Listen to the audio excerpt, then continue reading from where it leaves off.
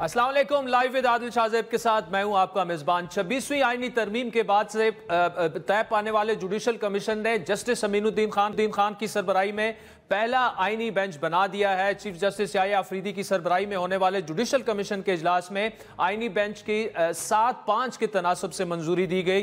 Bench में justice Ayesha Malik, justice Mohammad Ali मजहर, justice Hasan Azhar Rizvi, इसके अलावा जस्टिस नईम अख्तर अफगान, जस्टिस जमाल मंदूखेल और जस्टिस मुसर्रत हिलाली शामिल हैं। आईनी बेंच में चारों सूबों से बराबर की नुमाइंदगी है, जबकि ये बेंच 2 माह के लिए तश्कील दिया गया है। जुडिशल कमीशन के इजलास में आईनी बेंच के हवाले से 2 मुख्तलिफ तजावीज़ पर बहस की गई। 5 अरकान जो हैं फुल कोर्ट को आईनी बेंच बनाने के हामी थे, जबकि 7 अरकान ने रुकनी जो आईनी बेंच है उसकी हिमायत की। आईनी बेंच की तश्कील की मुखालफत करने वालों में chief justice mister justice Yahya Afridi के अलावा justice Mansoor Ali Shah, justice Munib Akhtar, senator Shibli Faraz और उमर अयूब शामिल हैं। जबकि वफाकी वजीर कानून आजम नजीर तारड़ के अलावा attorney general Pakistan bar council के रुकन अख्तर हुसैन, पीपल्स पार्टी के रहनुमा सेनेटर फारूक एच नाइक और रुकन कौमी असम्बली शेख आफ्ताब अहमद और रोशन खुर्शीद ने जस्टिस अमीनुद्दीन खान की सरबराही में 7 रुकनी बेंच की हिमायत की।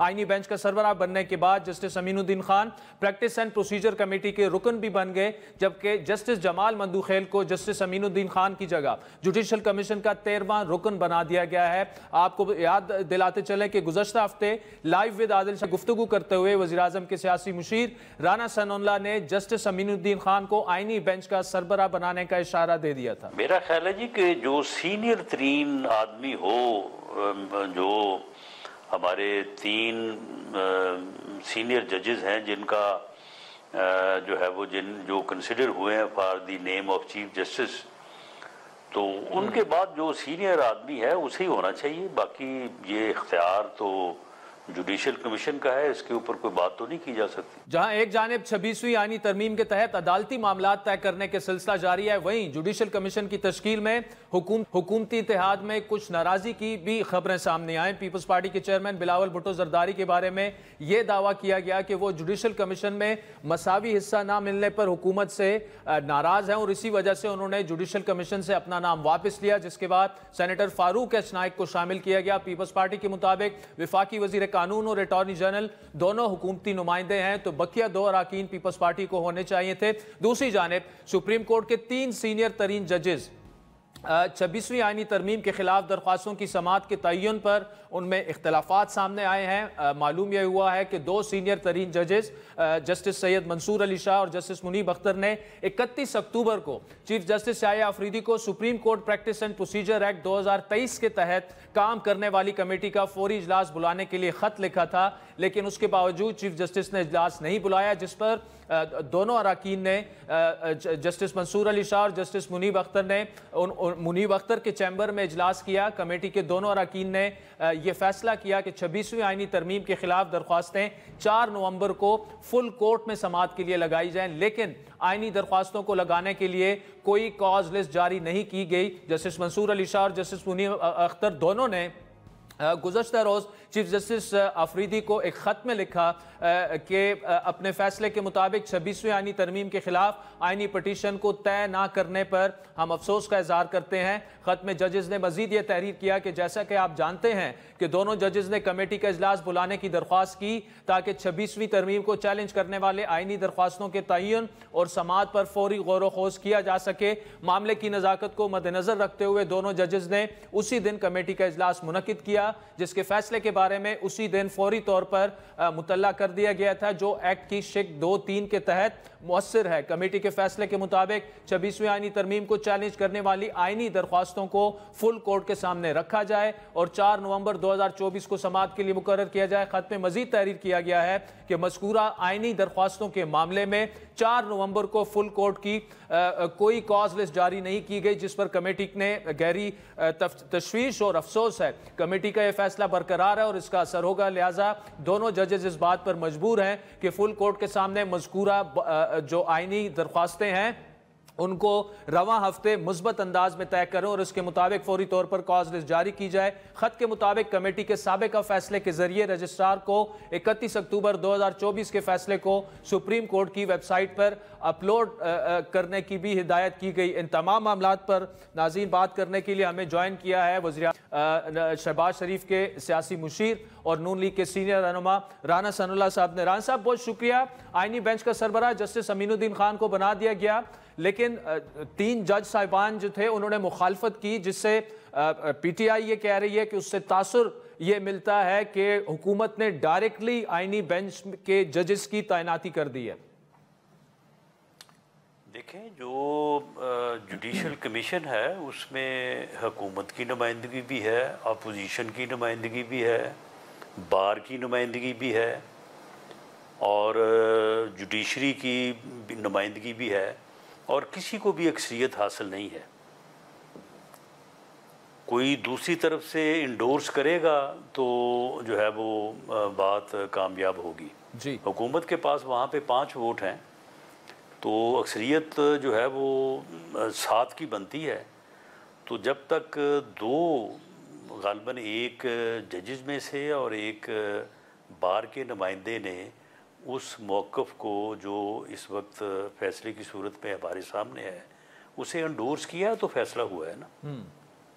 اب یہ کہنا کہ کیونکہ ایک کام میری مرضی سے نہیں ہوا تو لہٰذا وہ غلط ہے، اس کا ہر طرح کا تاثر جو ہے وہ منفی ہے، اور اگر میری مرضی سے ہو تو وہ لیگل بھی ہے، وہ پازیٹیو بھی ہے، تو یہ رویہ تو کسی جگہ بھی نہیں چل سکتا۔ ایک جوڈیشل فورم ہے، اس میں سبھی کی نمائندگی ہے، کسی کو اکثریت حاصل نہیں ہے، تو کنسنسس کے ساتھ ہی سارے فیصلے ہونے ہیں، اور یہ فیصلہ بھی کنسنسس کے ساتھ ہوا ہے۔ ٹھیک۔ اچھا ران صاحب، 26ویں آئینی ترمیم کے خلاف جو درخواستیں ہیں ان میں 2 سینئر ترین ججز ہیں، جسٹس منصور علی شاہ، جسٹس منیب صاحب، انہوں نے فل کورٹ بنانے کے لیے باقاعدہ چیف جسٹس کو خط لکھ دیا ہے، جس سے ایک دفعہ پھر یہ لگ رہا ہے کہ شاید عدلیہ میں ہمیں وہی تقسیم شاید نظر آئے گی جو قاضی صاحب فائز عیسیٰ کے زمانے میں واضح ہو گئی تھی۔ یہ ڈیوائیڈ نہیں ہے، یہ ڈیوائیڈ کے ساتھ ساتھ ایڈونچرزم ہے۔ یہ وہی ایڈونچرزم ہے جس کے تحت جو ہے وہ ڈیم بنانے کے لیے جو ہے وہ فنڈ ریزنگ کا کام شروع ہوا تھا، بادشاہ ڈیم بنانے کے لیے۔ یہ وہی ایڈونچرزم ہے جس کے تحت وزرائے اعظم کو جو ہے وہ گھر بھیجا جاتا رہا ہے یا جیل بھیجا جاتا رہا ہے۔ یہ وہی ایڈونچرزم ہے جس کے تحت کانسٹیٹیوشن ری رائٹ ہوتا رہا ہے۔ تو یہ ایڈونچرزم جو ہے یہ نہیں چلے گا۔ 26ویں آئینی ترمیم کے اوپر بینچ بنانا، اس کے اوپر جو ہے وہ پٹیشن کی سماعت کرنا جو ہے یہ غیر آئینی ہے۔ آئین کا آرٹیکل 239 پڑھ لیں، اس میں جو لکھا ہے، تو اس کے بعد پھر کیا جواز ہے اس بات کا کہ جی فل کورٹ بینچ بنایا جائے، کس مقصد کے لیے کہ جی 26ویں ترمیم کو جو چیلنج ہوا ہے اس کی سماعت کی جائے۔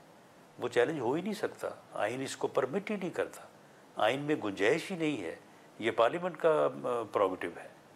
تو یہ چیزیں جو ہیں یہ میں سمجھتا ہوں کہ یہ مہم جوئی جو ہے یہ اداروں میں جو کچھ لوگ بیٹھ کے کرنا چاہتے ہیں یہ نہیں ہونی چاہیے، اور اس کی شاید اب گنجائش بھی جو ہے وہ باقی نہیں ہے۔ اچھا ران صاحب، بلاول بھٹو نے جوڈیشل کمیشن سے نام واپس لیا، اور تاثر یہ ہے کہ شاید وہ شہباز شریف صاحب سے کچھ معاملات پر ناراض ہیں اس وجہ سے، کیونکہ ان کی باتیں نہیں سنی گئی۔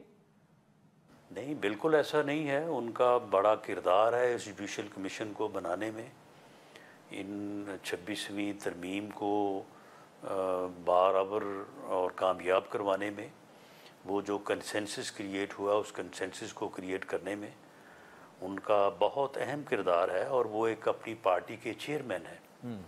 تو یہ ایک رائے موجود تھی کہ ان کا ایک پارٹی کے چیئرمین کے طور پہ وہاں پہ بیٹھنا جو ہے وہ چیزوں کی حساسیت میں اضافہ کرے گا، اور جو بھی نمائندہ ان کی طرف سے بیٹھے گا کرے گا تو وہی جو وہ کہیں گے یا ان کی جو ڈائریکشن ہوگی۔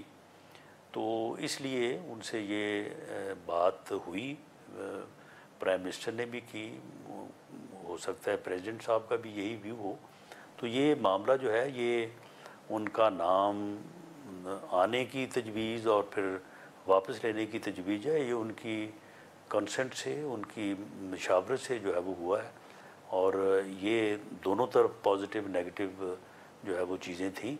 تو میرا خیال ہے پھر سینس پریویل یہی ہوئی کہ انہیں ایز پارٹی چیئرمین جو ہے وہ شاید یہ ان کے لیے بیٹھنا جو ہے وہاں پہ وہ ان کے یعنی حیثیت، مرتبے اور پوزیشن سے مطابقت نہیں رکھتا تھا. رانا صاحب یہ رائے وزیر اعظم صاحب نے دی تھی بلاول کو؟ نہیں، یہ کامن جو ہے وہ ڈسکشن ہوتی رہی ہے. وزیر اعظم صاحب نے کوئی بطور خاص یہ بات نہیں کی، اور جو لاہور میں ایک میٹنگ ہوئی تھی اس میٹنگ میں یہ سرسری ڈسکشن ہوئی تھی، اور اس کے بعد میرا خیال ہے کہ بلاول صاحب نے پھر خود ہی یہ فیصلہ کیا. ٹھیک ہے. اور یہ سروسز چیف کی مدت ملازمت میں توسیع کی ضرورت کیوں پیش آئی، اور عجلت میں یہ فیصلہ کیسے ہوا؟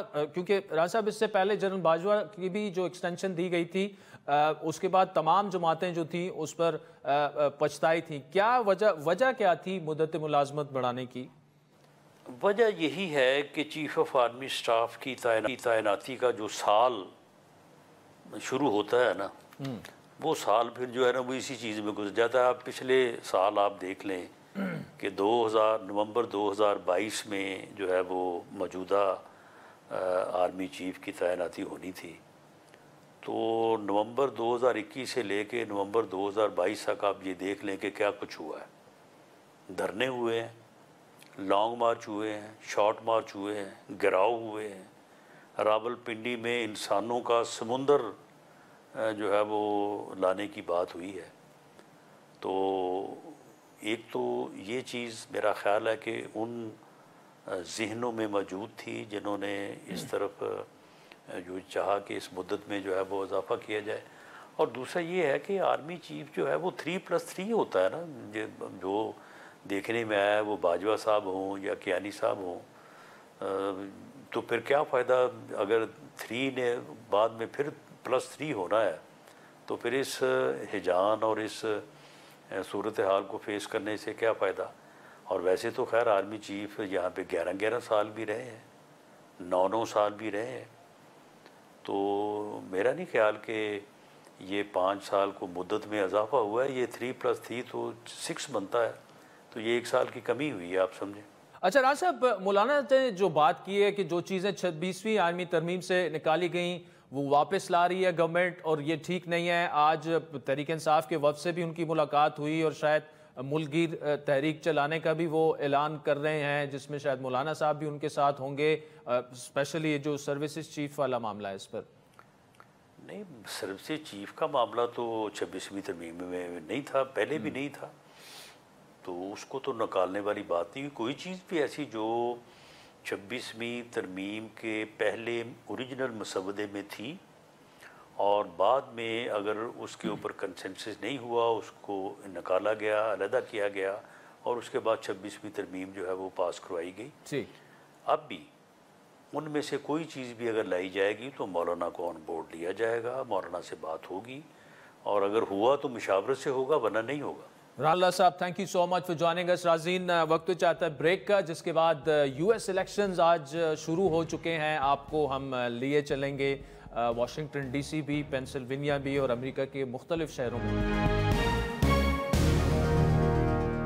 ویلکم بیک ناظرین. امریکہ کی مختلف ریاستوں میں صدارتی انتخابات کے لیے پولنگ کا عمل شروع ہو چکا ہے. امریکہ میں صدارتی الیکشن کے امیدواروں کیملا ہیرس اور ڈونلڈ ٹرمپ میں کانٹے کا مقابلہ ہے، اور اس مقابلے کے علاوہ وہاں قومی، ریاستی اور مقامی سطح پر بھی انتخابات ہو رہے ہیں. کانگریس کے ایوان زرعی، ایوان نمائندگان کی تمام 435 نشستوں پر بھی انتخابات ہو رہے ہیں. اسی طرح کانگریس میں ایوان بالا یعنی سینٹ کی 100 میں سے 34 نشستوں پر بھی آج ہی الیکشن ہوگا. اسی طرح ملک کی 11 ریاستوں میں گورنرز کے انتخابات کا دن بھی آج ہی ہے. اس کے علاوہ ریاستی اور مقامی عہدوں کے لیے ہزاروں مقابلے ہوں گے، جن میں ریاستوں کے قانون سازوں، شہروں کے میئرز اور بلدیاتی نمائندوں کے انتخابات شامل ہیں. ساتھ ہی کئی ریاستوں میں ریفرینڈمز بھی ہو رہے ہیں، جن میں ووٹر سے اسقاط حمل، ٹیکس پالیسی کے بارے میں رائے لی جائے گی. یہاں یہ بات اہم ہے ناظرین کہ امریکہ میں ووٹنگ ڈے تو آج ہے، لیکن پولنگ سے پہلے ہی 8 کروڑ سے زیادہ ووٹرز جو ہیں ارلی ووٹنگ کے ذریعے ووٹ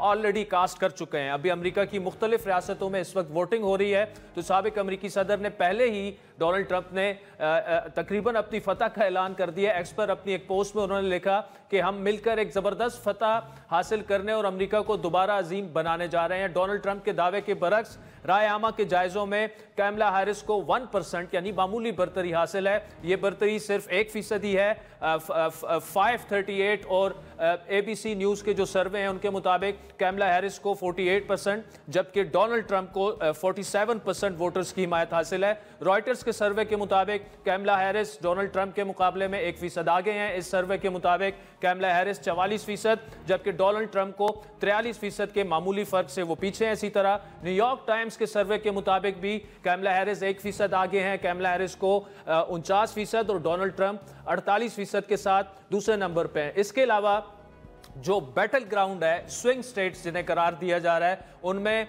अमरीकी जो साबिक सदर है डोनाल्ड ट्रंप, वो ये बताया जा रहा है कि 7 में से 5 स्टेट्स में मामूली बरतरी से आगे हैं। स्विंग स्टेट्स में सिर्फ 2 रियासतें मिशिगन और विस्कॉन्सिन में कैमला हैरिस 1% आगे हैं, जबकि Pennsylvania, Nevada, north Carolina, Georgia और एरिजोना में साबिक अमरीकी सदर डोनाल्ड ट्रंप को 1%, 2% बरतरी हासिल है। अब राय आमा के जायजे और पोल्स इस जानिब इशारा दे रहे हैं कि कौन सा सदारती उम्मीदवार मुल्क में कितना मकबूल है, लेकिन यह ज़रूरी नहीं है कि इंतखाबात के नताइज की पेशन गोई करने का यह तरीका दुरुस्त हो। माजी में भी हम देख चुके हैं कि बहुत से ओपिनियन पोल्स जो हैं वो बिल्कुल नताइज उसके बरक्स आते हैं। अमरीकी इंतखाबात के हवाले से पाकिस्तान में भी लोगों को तजस्सुस है कि उनमें से जो भी मुंतखब हुआ पाकिस्तान के साथ जो उनकी पॉलिसी है उस पर क्या असरात मुरतब होंगे।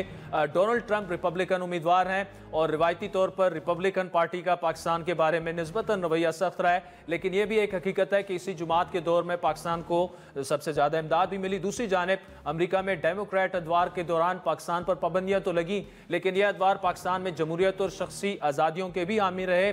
पाक अमरीका ताल्लुकात के माहिरीन का ख्याल है कि अगर ट्रंप जीते तो पाकिस्तान के साथ अमरीका बदस्तूर जो है वो तकरीबन कोई उसमें पॉलिसी जो है इस तरह से नहीं होगी। लेकिन तहरीक इंसाफ का ये ख्याल है कि अगर डोनाल्ड ट्रंप जीत गए तो शायद इमरान खान की रिहाई भी मुमकिन हो पाएगी। लेकिन हमने जब डेमोक्रेट और रिपब्लिकन दोनों रहनुमाओं से बात की तो उन्होंने क्या कहा, सुनिए। बनाने पे कोई पाबंदी नहीं है, लेकिन हकीकत इससे बिल्कुल बरक्स है।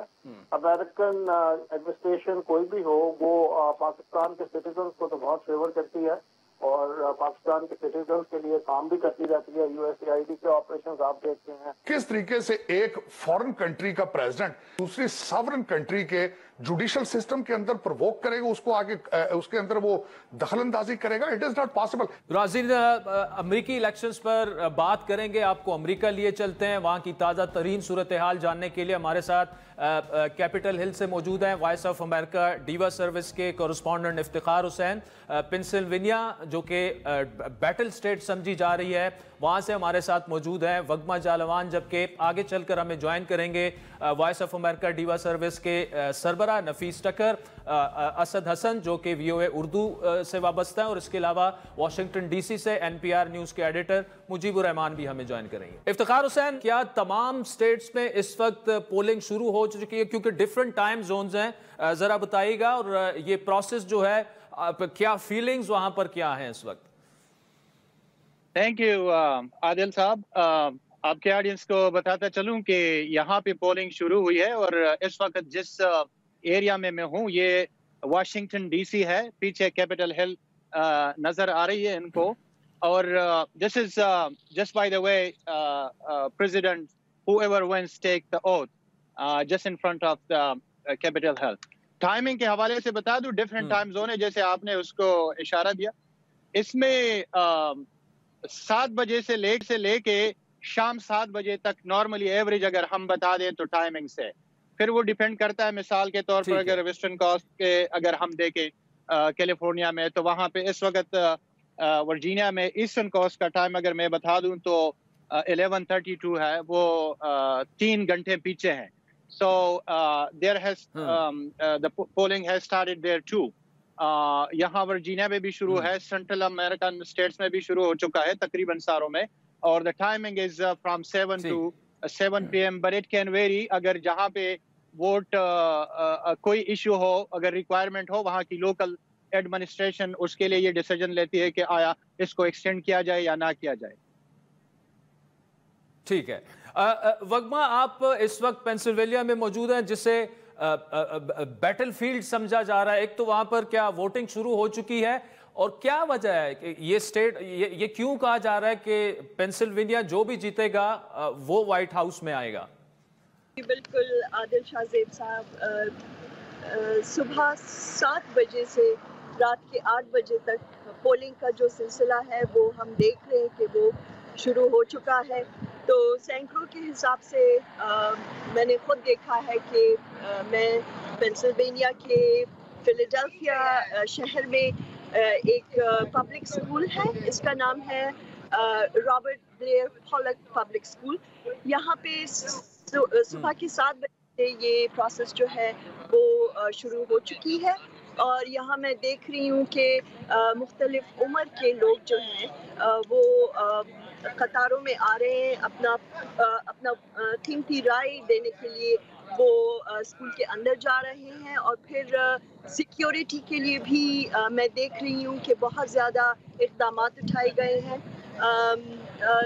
اگر پینسلوینیا کی اہمیت کے بارے میں آپ کی آڈینس کو یہ ڈیٹیل بتاؤں کہ 7 ریاستیں اس وقت امریکہ میں اس کا فیصلہ کریں گی کہ آئندہ صدر کون ہوگا. سو کملا ہیرس جو ڈیموکریٹ پارٹی سے ہیں, اور پھر ڈونلڈ ٹرمپ جو کہ ریپبلکن گروپ کو ریپرزینٹ کر رہے ہیں, ان کے درمیان بہت کانٹے کا مقابلہ اس وقت ہم دیکھ رہے ہیں. پولز بھی کچھ زیادہ واضح یا کلیئر ایک خاکہ نہیں پیش کر سکے ہیں ابھی تک. تو دونوں امیدواروں کی جانب سے جو کیمپینز ہوئی ہیں, ریلیز ہوئی ہیں, ان کا یہی مقصد تھا کہ زیادہ سے زیادہ رائے دہندگان کو اپنی جانب وہ لوگ راغب کریں. تو اس کے لیے انہوں نے جو کی ایشوز ہیں ووٹرز کے لیے, ان پہ خاص کر فوکس کیا ہے. تو کملا ہیرس نے وہ بھی رات کو ایک سٹار سٹڈڈ ایونٹ جس میں لیڈی گاگا کو ہم نے دیکھا, وہ ان کے ساتھ تھی. بہت نمایاں شخصیتوں کے ساتھ جو آخری ہفتہ ہے اس میں پینسلوینیا میں یہ لوگ روزانہ دیکھے گئے ہیں, اور انہوں نے کیمپینز بھی کی ہے, اور بہت زیادہ اگریسو ریلیز میں بھی ان لوگوں نے. ٹھیک ہے, چلے وگما آپ کے پاس دوبارہ آتے ہیں, چونکہ ناظرین کو بھی بتاتے چلے پینسلوینیا کے تقریباً 19 جو ہیں الیکٹورل ووٹس ہیں. افتخار, یہ بتائے گا کہ اتنی ٹائٹ ریس ہم نے امریکی پریزیڈنشل الیکشنز کو اٹھا کے اگر دیکھیں تو نہیں دیکھی. یہ 1 پوائنٹ کا فرق جو ہے, یہ مارجن آف ایرر میں بھی, کیا وجہ ہے اس کی کہ اتنا کانٹے کا مقابلہ دیکھنے کو, وجوہات اس کی کیا آپ کو لگ رہی ہیں؟ Yes, this is really a very interesting question. بہت دلچسپ سوال ہے, اور اس میں آپ کو میجر ریزنز میں بتا دوں, اور ان میجر ریزنز میں یہ ہے کہ number 1, American voters they are polarise.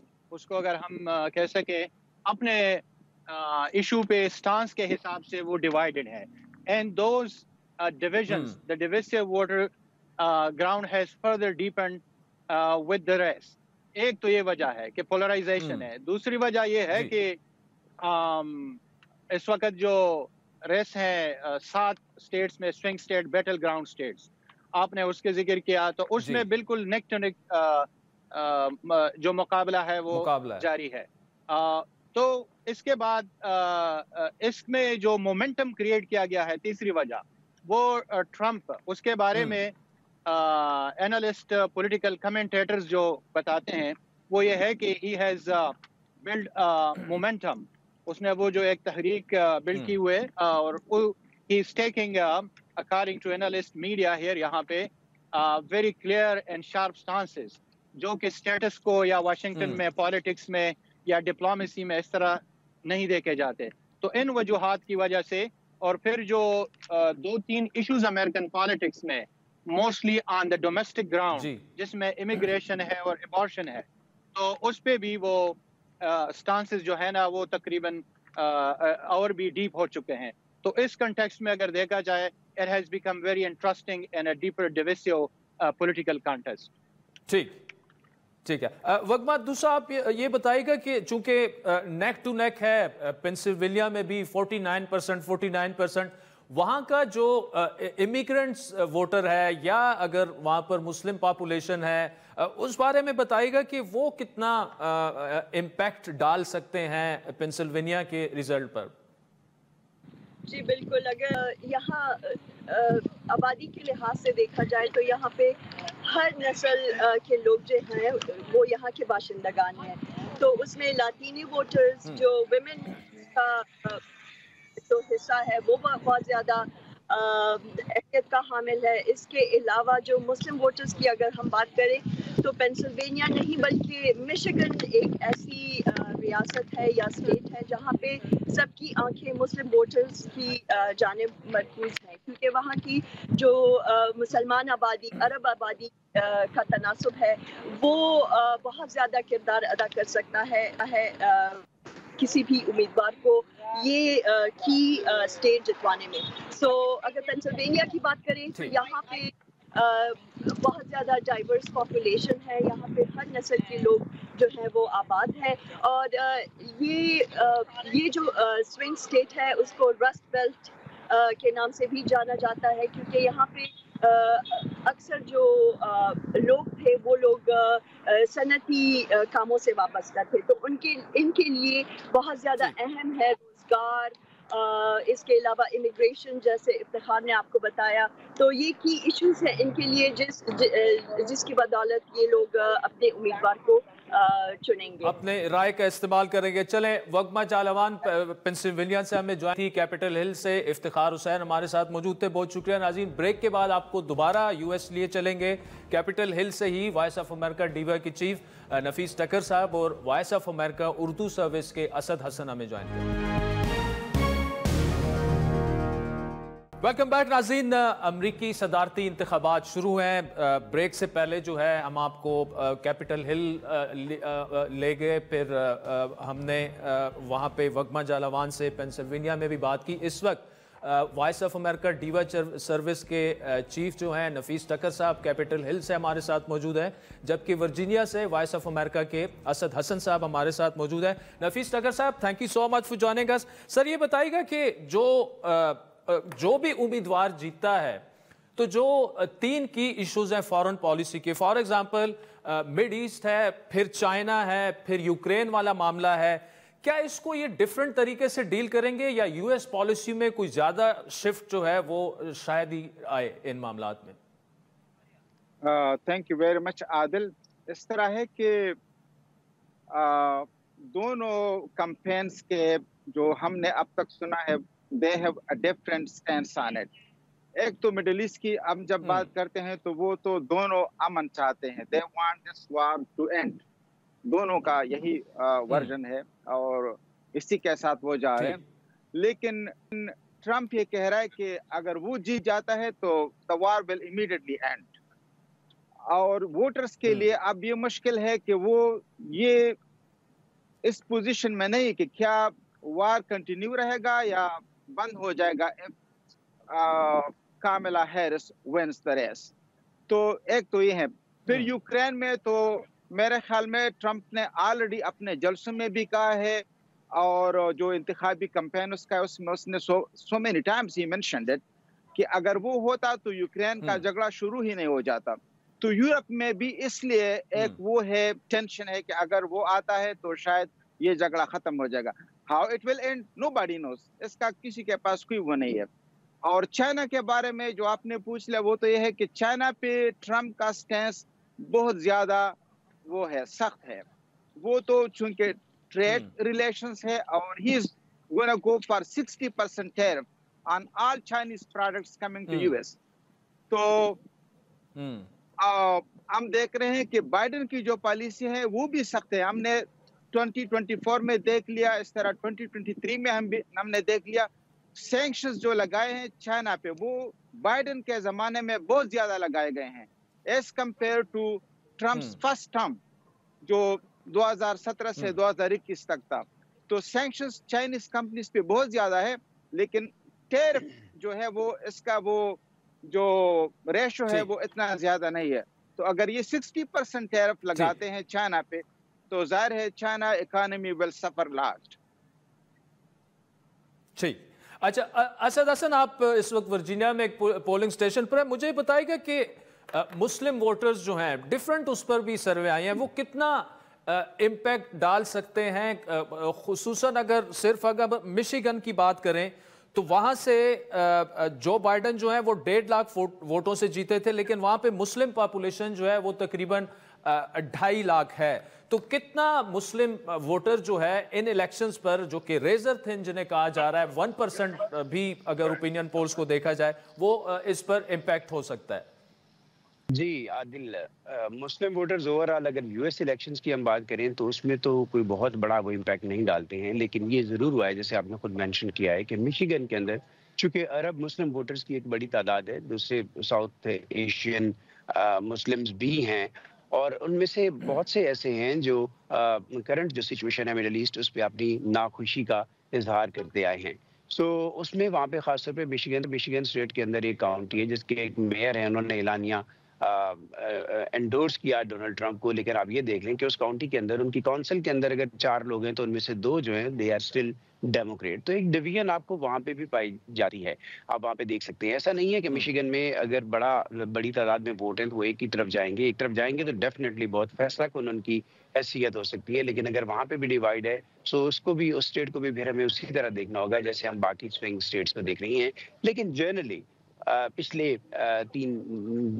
1 साल के दौरान खासतौर पर मिडिल ईस्ट में और गाजा के अंदर जो कुछ है उसके ऊपर मुस्लिम अमेरिकन वोटर्स अपनी तकसीम, अपनी तफरीक कह लें और अपना जो एग्रेशन या गुस्सा कह लें, नापसंदीदगी कह लें, उसका इजहार मुख्तलिफ मार्चेस की सूरत में करते रहे हैं, जो हमारे बिल्कुल ऑफिस के बिल्कुल साथ और कैपिटल हिल बिल्कुल सामने हम उसको कवर करते रहे हैं। सो ये एक पॉइंट है, ये एक एलिमेंट जरूर है। आप देखना ये फाइनल नताइज के बाद ही हम डिटरमिन कर सकते हैं कि मुस्लिम वोटर्स ने कितना फर्क डाला। अगर कोई इम्पैक्ट कहीं पे किसी एक स्टेट में है या हो सकता है तो वो मिशिगन ही है। मिशिगन है। नफीस लकीर साहब, दूसरा ही बताएगा कि ट्रंप अपने आप को पिच कर रहे हैं as a anti establishment candidate, एक तो उसकी वजह क्या है, दूसरा जो हम डीप स्टेट कहते हैं, कितना इम्पैक्ट यूएस इलेक्शंस पर एस्टेब्लिशमेंट का हो सकता है, जिस जानिब डोनाल्ड ट्रंप जो है वो इशारे भी कर रहे हैं? आदिल, इस तरह है कि एक तो इनको इसलिए एंटी एस्टेब्लिशमेंट कहते हैं कि वो स्टेटस को के खिलाफ हैं। अब देखिए, आपने जिस तरह जिक्र के यूक्रेन वार हो या चाइना के साथ ताल्लुकात हो या जो a kind of appeasement to so many other foreign countries, या जो अमेरिका यहाँ पे एक टर्म यूज करते हैं ना, वोकिज्म जिसको कहते हैं, कि he is against वोकिज्म, वो चाहते हैं कि स्टेटस को न हो, तो इसलिए उसको एक एंटी एस्टेब्लिशमेंट कैंडिडेट के तौर पे देखा जाता है। लेकिन जहाँ तक डीप स्टेट का ताल्लुक है, तो जो अमेरिका की जो इलेक्शन मशीनरी है वो तो यही लोगों को बता रहे कि nobody can influence it, whether it's a deep state or Trump or White House, the current White House, nobody can influence the voters in the sense कि उनके नताइज इस तरह नहीं होगा जिस तरह हम देख रहे हैं कि बाज़ ममालिक में लोग वोट एक को डालते हैं, लेकिन नेक्स्ट मॉर्निंग जब वोट जाते हैं तो उनके वोट आर नॉट काउंटेड। तो इस तरह कोई वो चीज नहीं है। ये तो बार बार जो जहाँ यहाँ की जो इंतखाबी मशीनरी है, they are convincing people, they are assuring people कि इट्स इम्पॉसिबल। लेकिन फिर भी आपने देख लिया कि हमने 2020 में देख लिया कि काफी सारी चार्जेस थे, और अब भी दोनों कैंपेन्स ने सैकड़ों वकीलों को हायर किया है कि अगर इस तरह कोई चीज हो तो they will be ready to fight it in the courts. ठीक, असद ये बताएगा कि एक तो डिफरेंट टाइम जोन्स भी हैं, लेकिन रिजल्ट्स जो हैं मुकाबला इतना टाइट है कि हो सकता है कि इसमें रिजल्ट्स चैलेंज भी होंगे, काउंटिंग भी चैलेंज होगी, 2 से 3 दिन भी लग सकते हैं। लेकिन इफ ऑल गो स्मूथ तो कब तक जो है ये क्लियर हो जाएगा काउंटिंग के बाद के जो है व्हाइट हाउस में कौन जाता है? عادل، جب یہ کاؤنٹنگ یا ایون پہلا ووٹ بھی ارلی ووٹنگ میں بھی جب کاسٹ نہیں ہوا تو بھی آپ کو بتا سکتے ہیں کہ 270 جو وننگ نمبر ہے الیکٹورل کالج کا، تو دونوں کینڈیڈیٹس میں سے کیملا ہیرس کے پاس آلموسٹ 221 تھے، 219 ٹرمپ کے پاس تھے. یہ اس بنیاد پہ کیونکہ جو ریڈ اسٹیٹ ہے ہسٹوریکلی، اور اب بھی کوئی ٹرینڈ وہاں سے ایسا سامنے نہیں آ رہا کہ وہ فلپ ہو سکے، تو اس بنیاد پہ وہ تو ان اے وے کے کاؤنٹڈ ہیں کہ 221 219 اس لیول پہ کھڑے ہیں. یہ جو 7 اسٹیٹس ہیں یہاں پہ اگر جو ٹائم زون ہے بعض جگہوں پہ 3 گھنٹے کا ڈفرینس ہے. جیسے ہم ایسٹرن زون میں ہمارے یہاں کاؤنٹنگ ہو سکتا ہے کہ مکمل ہو چکی ہو، لیکن کسی کیلیفورنیا میں ابھی وہاں پہ جاری ہو، ووٹنگ جاری ہو. تو عام طور پہ میں نے جو دیکھا ہے پچھلے 4 الیکشنز میں، یعنی واشنگٹن ٹائم کے مطابق رات 2 بجے کے قریب سچویشن عام طور پہ واضح ہوتی ہے.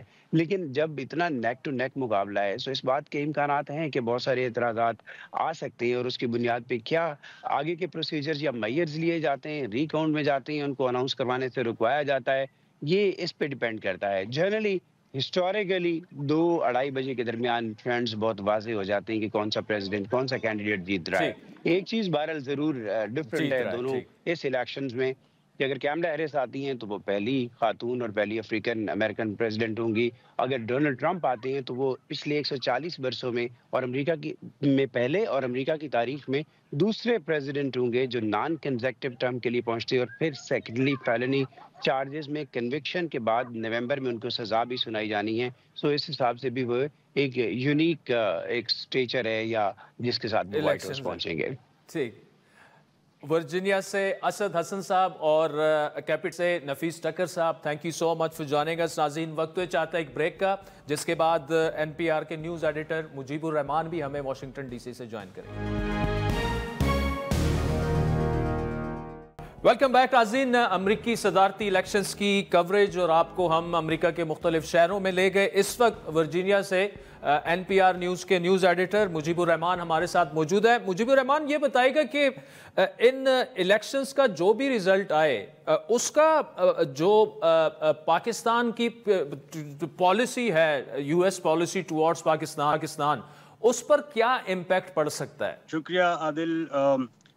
جہاں تک پاکستان کے ساتھ امریکہ کے تعلقات کا تعلق ہے تو وہ ہم نے پچھلی دور حکومتوں میں بھی دیکھا ہے کہ کچھ زیادہ خاص اگر ریپبلکنز ہوں تب بھی کوئی زیادہ فرق نہیں ہوتا ڈیموکریٹ سے. وہ جیو پولیٹیکل اس پہ ڈیپینڈ کرتا ہے. جس طرح آپ افغانستان میں امریکی فوجی جب موجود تھے تو ان دنوں ڈیموکریٹس اور ریپبلکنز ایکولی پاکستان کو جتنا امپورٹنس دیتے تھے ان کی افغانستان کے ساتھ قربت کی وجہ سے، بارڈر کی وجہ سے، پھر ایلائی تھا وار آن ٹیرر میں. تو ابھی تو اس طرح کچھ خاص نظر نہیں آیا، کیونکہ دونوں کینڈیڈیٹس نے اپنے کیمپینز کے اندر اس علاقے کے لیے کچھ خاص اس طرح نہیں کہا کہ ان کی کیا پالیسی ہوگی یا ان کی. ہاں البتہ دوسرے ریجن میں دوسرے ممالک جو ہیں پاکستان کے پڑوسی، مطلب ایران وغیرہ، اس پہ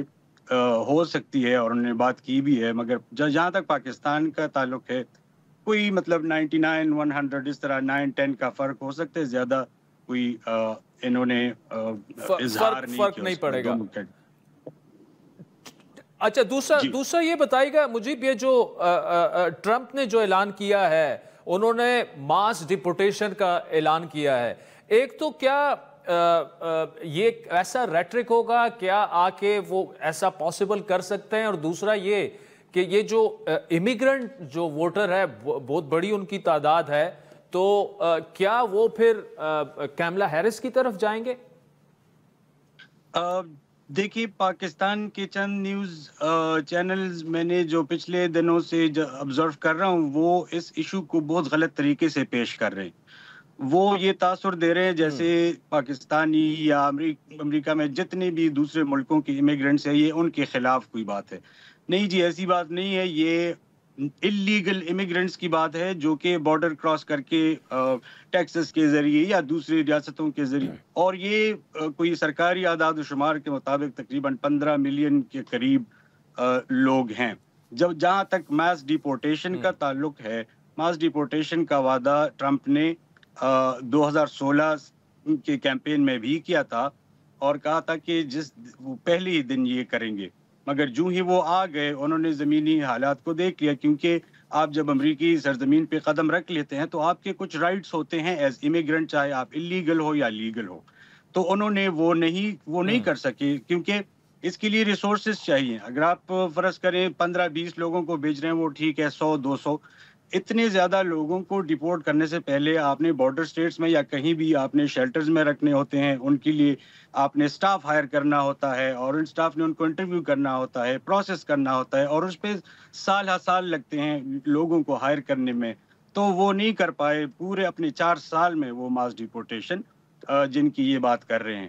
تو ابھی بھی میرے خیال میں ایسا ہی ہے، کوئی خاص فرق نہیں پڑا ہے بارڈر کے اوپر جو سٹاف ہے یا دوسری چیزیں ہیں، تو اور ٹپک جو ٹریڈیشنلی ہے ہسٹوریکلی امیگرنٹ جو ہیں ووٹ وہ زیادہ تر ڈیموکریٹس کو ہی جاتے ہیں، تو یہ قطعی طور پہ یہ مطلب نہیں ہے کہ وہ آتے ہی سارے ملینز آف لوگوں کو وہ ڈیپورٹ کر پائیں گے۔ ٹھیک ہے مجھے آخری 2 منٹ ہے میرے پاس، لیکن بڑا اہم سوال میں آپ سے کرنے لگا ہوں کہ یہ جو سوئنگ سٹیٹس کی بات ہو رہی ہے، جو اصل بیٹل گراؤنڈ ہے، 7 سوئنگ سٹیٹس ہیں، ہسٹوریکلی یہ کون سی پارٹیوں سے بلانگ؟ آبویسلی جو بائیڈن جو ہیں وہ پچھلی دفعہ تو کافی ان سٹیٹس میں وہ جیتے تھے، لیکن ہسٹوریکلی اسپیکنگ اور ہر دفعہ ان کو کیوں سوئنگ سٹیٹ کہا جاتا ہے؟ اچھا، یہ اس طرح ہے کہ ہر دفعہ مطلب بعض سٹیٹس ایسے ہیں جو کہ بد تبدیل ہوتے رہتے ہیں، جیسے کہ ایریزونا ہے۔ ایریزونا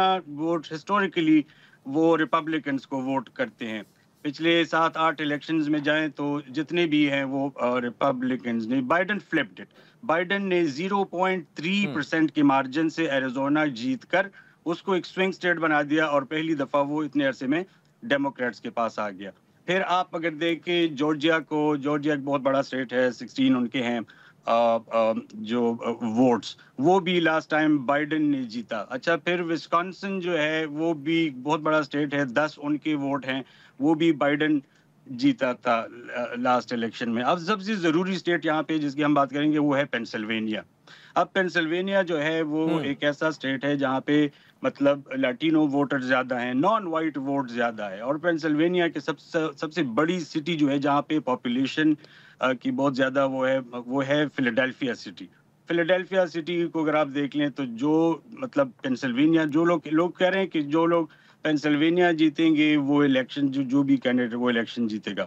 یہاں پہ جو لوگ فیلاڈیلفیا جو کینڈیڈیٹ وہ جیتے گا تو وہی میرے خیال میں پینسلوینیا کو بھی جیت پائے گا، کیونکہ وہاں پہ پورٹریکن نژاد زیادہ تر جو ہے پاپولیشن ہے۔ پھر اس کے اندر لاسٹ ٹائم بائیڈن نے جو جوئش ووٹرز ہیں ان کے 70% ووٹس وہ بائیڈن کو اس میں آئے تھے کھاتے میں۔